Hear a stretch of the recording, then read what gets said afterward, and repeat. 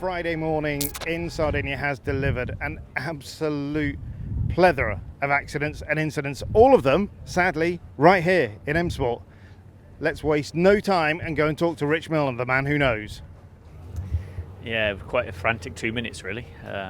Sadly, a tough first start to the stage, first stage of the rally, really. Greg was a little bit away from where he wanted to be, and obviously took that on board. And Josh had a really positive time, and Martins as well, I think. And Martins was saying that just wanted to get back into it after the tough rally in Portugal, and it was kind of just an as expected, really, start to the event. Into the second stage though, and it all kind of fell apart very quickly. So it was quite clear from the second split already that Greg had a problem, and when we watched the onboard, and we could see that steering angle was fully down. With the new data system we have now from promoter, we can see a lot of stuff what's going on, and we were, initially, was it a puncture? But that was clear it wasn't from the data we can get. So we knew probably damaged something, but we didn't see the impact. But obviously he decided to drive through the stage, got to the end, but sadly whatever broke first is hard to tell at the moment, but the damper was in two pieces, so there was no real way of repairing that. Josh, on the other hand, we saw the impact, very slightly wide on a corner, ripped the entire rear wheel out, damper, links, drive shaft, everything. You could see from his face he knew exactly at that time that it's a small mistake with a massive consequence, and sadly a really good missed opportunity with how he approached the first two stages, and the splits we had up until then were really positive. So real big shame for him. Martin's completely polar opposite, I guess, really fast section. I haven't had a lot of time to watch it a couple of times, but obviously caught himself out on a crest and then gone over the crest and into a fence, and multiple rolls. A lot of damage to that car.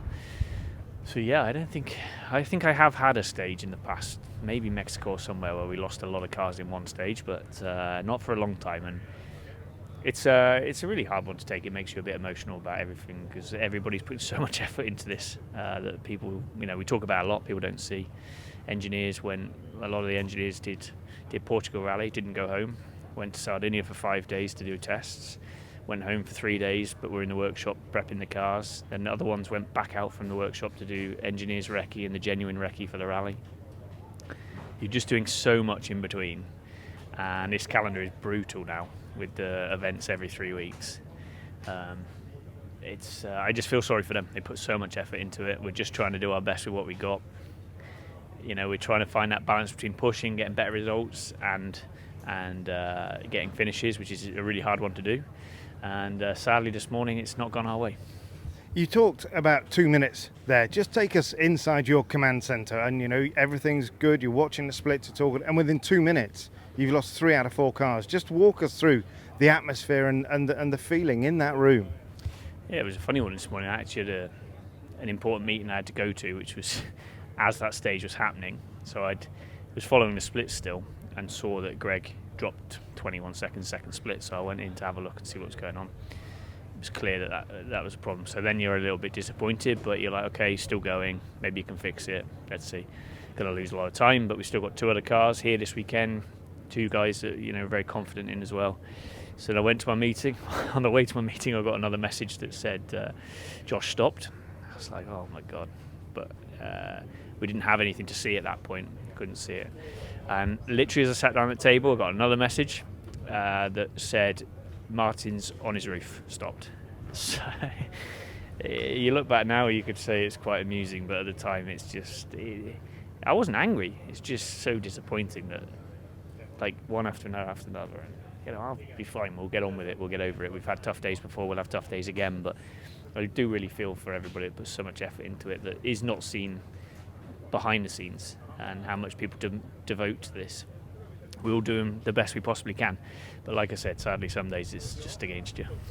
What do we think? It was a new stage, brand new to the event. I mean, Colin and I, as you can imagine, we pontificated on lots of things. We talked about was it a lack of experience of making notes, a lot of rhythm changes in there, quick to slow.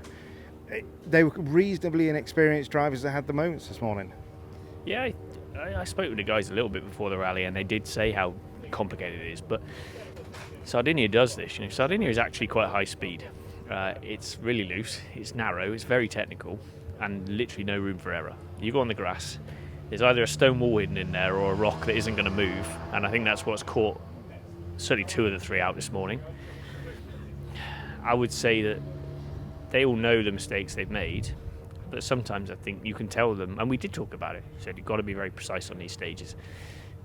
It's very easy to take in and acknowledge that and accept that you're going to be clean and tidy, but until you have an issue like today and you rip a wheel off it, that's when it will stay in their minds forever now, that you just can't get away with it here. And I just sat down with Oit and he's like, it's Sardinia, you can't do it. And sometimes, you need to go through the experience to learn from it, but it's a bloody hard way to learn.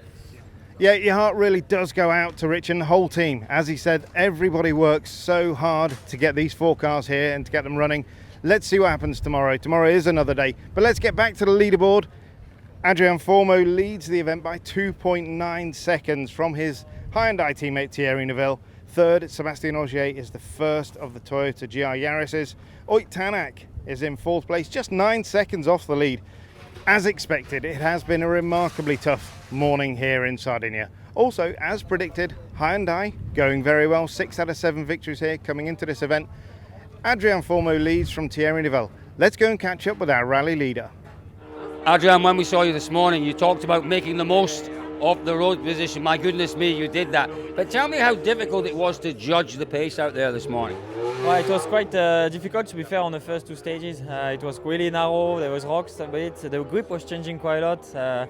So I just decided to get through and try to don't make mistake and slow down in some risky places.